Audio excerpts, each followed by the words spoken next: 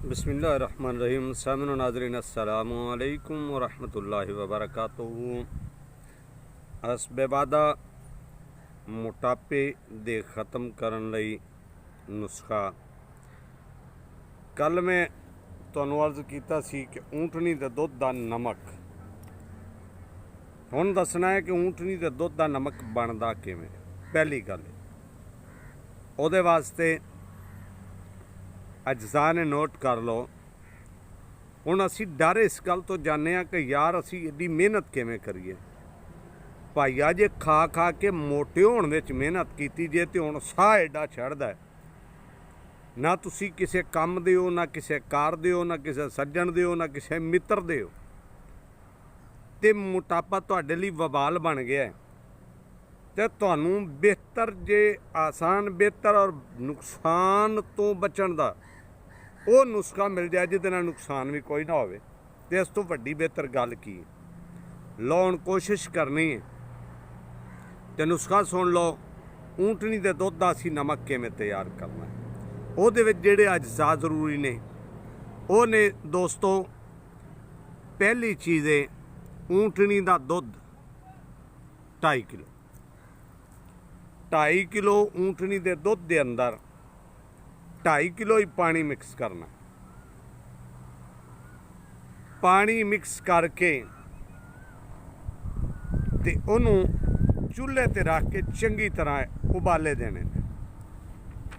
उबाल करन तो बाद उस दुध नूं किसी बरीक कपड़े विचों डबल कपड़ा करके ते चंगी तरह पुण लै।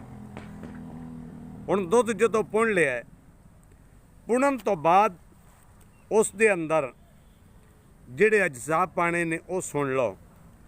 टिक्की नशादर 50 ग्राम, ठिकरी नशादर 50 ग्राम, डंडा नशादर 50 ग्राम, जौहर नशादर 50 ग्राम, ते कलमी शोरा 50 ग्राम, जौ खार 50 ग्राम।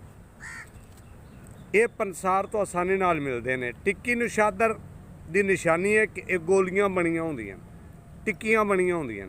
ते ठिकरी नशादर जिवें ना ठिकरी है, जिवें घड़ियां दियां ठिकरियां नहीं होंदियां टुटियां होईयां, उवें दा हुंदा है।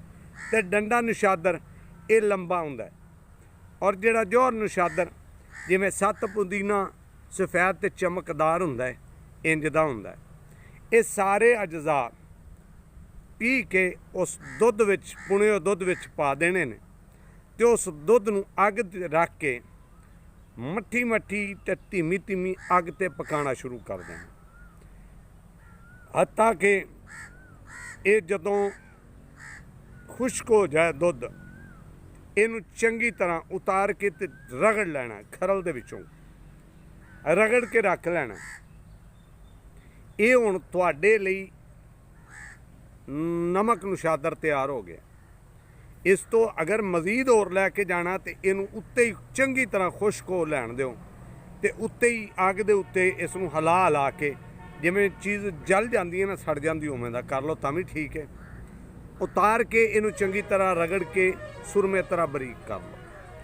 हुण इहदी ये खुराक कैप्सूलों च भी इस्तेमाल हो सकदा ते आसानी नाल बेहतर रिजल्ट चाहिए तो वो तवज्जो करो।